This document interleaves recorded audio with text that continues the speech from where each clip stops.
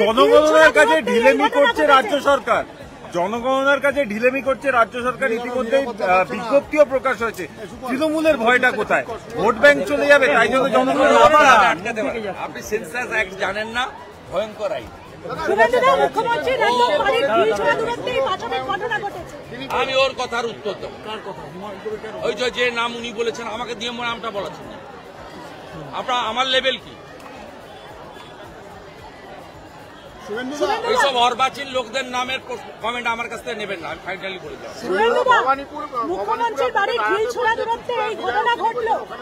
কোন বিধায়ক? কে নাম কি তার?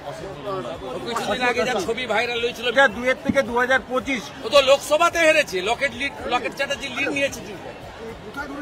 নিজের বিধানসভা আগে দেখো দাদা, ম্যাপিং এ দেখা যাচ্ছে 2002 থেকে 2025 সীমান্তবর্তী এলাকায় বিস্তর ফারাক অনুপ্রবেশ। বাংলার মহিলারা বাইরে সেফ নেই। বাচ্চাদের এসআইআর এ আপত্তি। ফিরহাদ হাকিম বলেছেন উনি এই বিষয়ে কিছুই জানেন না। ফিরহাদ হাকিম আরো বলছেন যে তদন্ত দিতে হবে।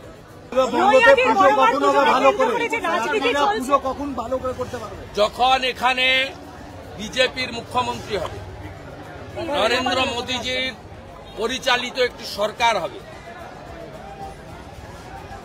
ভারতীয় জনতা পার্টি রাষ্ট্রবাদে বিশ্বাস করে, সনাতন সংস্কৃতিতে বিশ্বাস করে, সমস্ত ধর্ম যাতে শৃঙ্খলার সঙ্গে নিয়ম মেনে ধর্ম পালন করতে পারে সেটা ভারতীয় জনতা পার্টি মনে করে।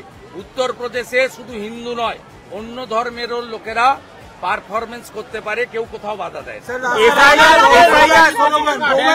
আবার উঠেছে, ভাঙচুর গাড়িতে আবার হচ্ছে। বিজেপি নেতাদের যখন কোন মঞ্চে যাচ্ছেন সব বাংলাদেশি মুসলমান। এসআইআর এ নাম থাকবে না, নাম বাতিল হবে, ভয়ে করছে। अमित शाह जी যেটা বলেছে भैया वो सुन लो, पहले डिटेक्ट हो गया, 2002-2025 मैपिंग हो गया, जिसका नाम है इंडियन है, बिहार है, यूपी है, पंजाब है, महाराष्ट्र है, हरियाणा है, उसका नाम तो उठ जाएगा, वो इंडियन है। आज जो बांग्लादेशी हिंदू है उनका नाम भी उठ जाएगा सीएए के अंदर। जो बांग्लादेशी मुसलमान है, रोहिंग्या है, वो घुसपैठिया है, उसका नाम नहीं उठेगा। डिटेक्ट हो गया, अभी डिलीट होने वाला है। डिलीट होने का बाद भाजपा सरकार यहाँ आएगा, उसको डिपोर्ट करूंगा हम लोग।